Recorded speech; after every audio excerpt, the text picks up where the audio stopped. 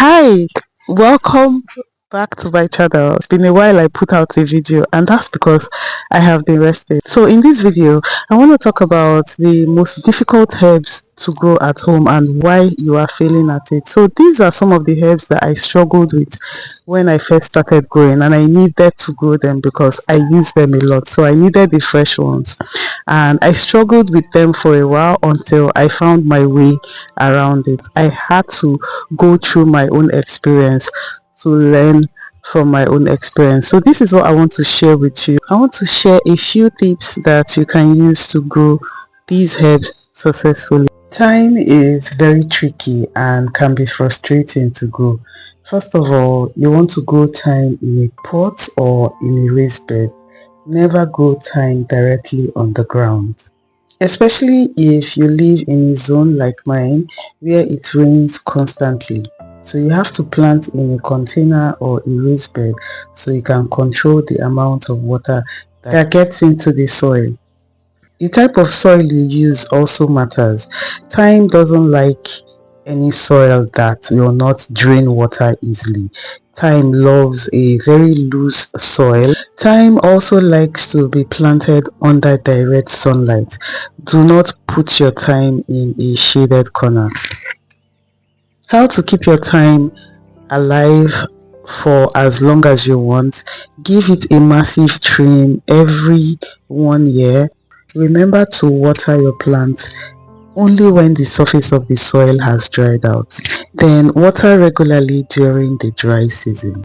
The best soil mix for thyme from my own experience is mixing rice husk, sharp sand and compost.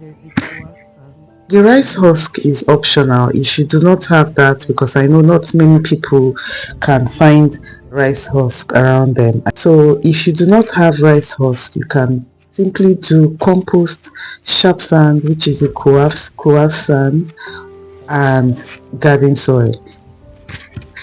This soil mixture, I guarantee you, will grow your thyme beautifully. And also for rosemary, so which is the second herb that I want to talk about. But first of all, look at the texture of this soil. Let me show you. So the herbs that that will benefit from this soil is lavender. Yes, lavender will do well here, but I'm going to show you a proper soil mix for lavender. Just keep watching. Rosemary, thyme, and marjoram. So these are the herbs that I'm talking about. Anyway, my soil mix is ready, and I am just going to use that to transplant this rosemary into this pot. This pot has holes. Please make sure that when you are planting in any pot, you have drilled holes on the pot so that when you water, the water will drain easily.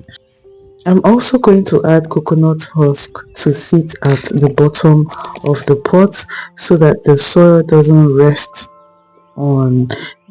directly on those holes that you have drilled, blocking the holes. Other things can also be used like concrete, stones, but I just like to use things that will decompose and things that are lightweight, like the coconut husk, so that the pot will not be heavy. I realize that every time I use stones, it makes the pot very heavy, so I'd rather use this.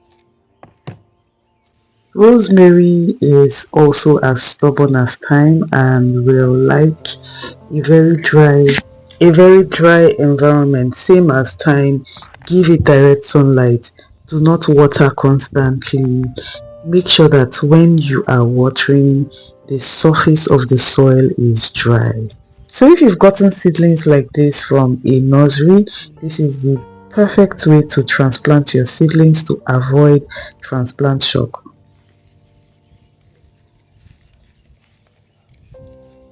So remember, for rosemary, all you need is a well-drained soil and full sun. By full sun, I mean direct sunlight.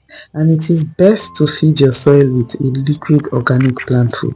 Water only when the surface of the soil has dried out.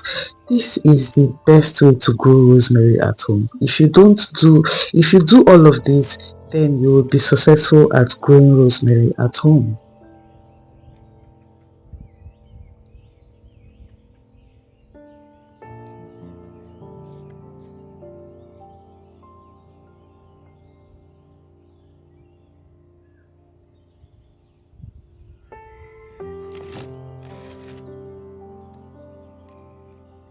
Now this is what a well-drained soil looks like when you water.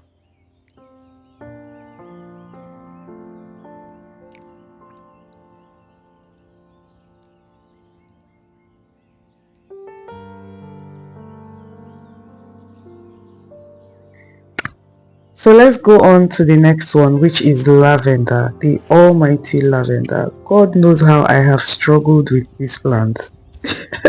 And that's because I did not understand what it needed to thrive in this area.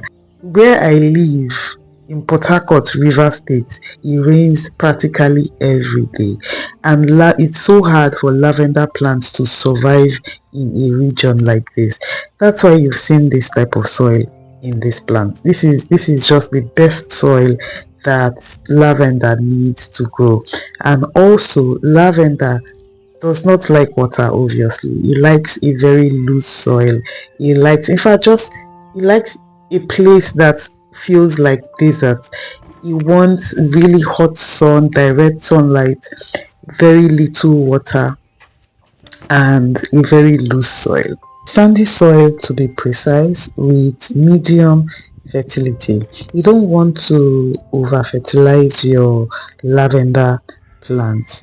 If you are looking for the leaves, if you're looking to grow a lot of foliage, then you can fertilize your lavender plant by adding compost or manure to it, but make sure that the soil is loose and sandy.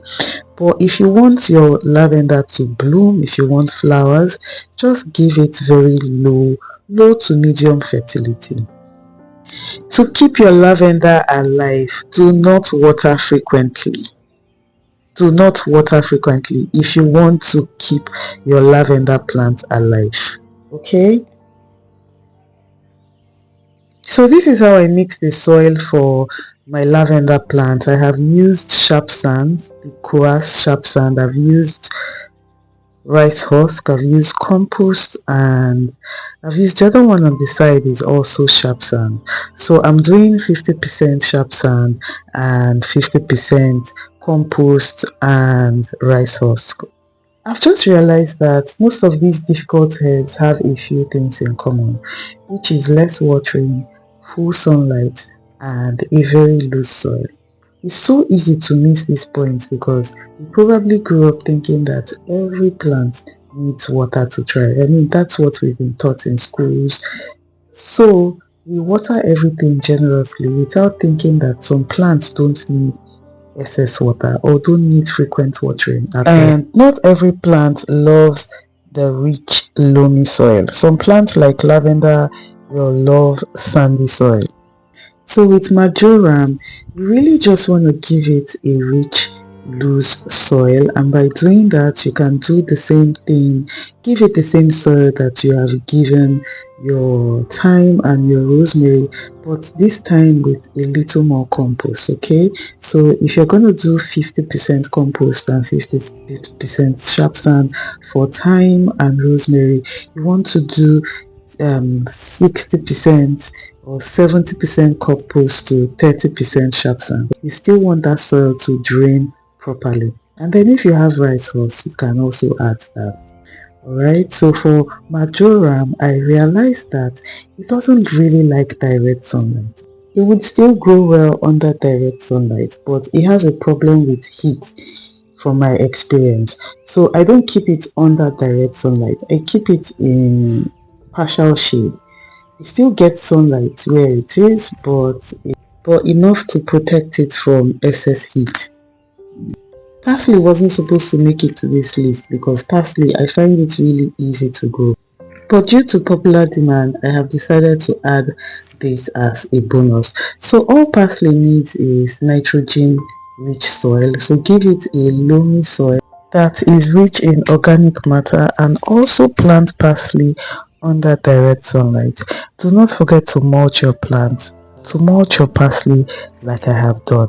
So I'll see you in my next video. Thank you for watching. Bye.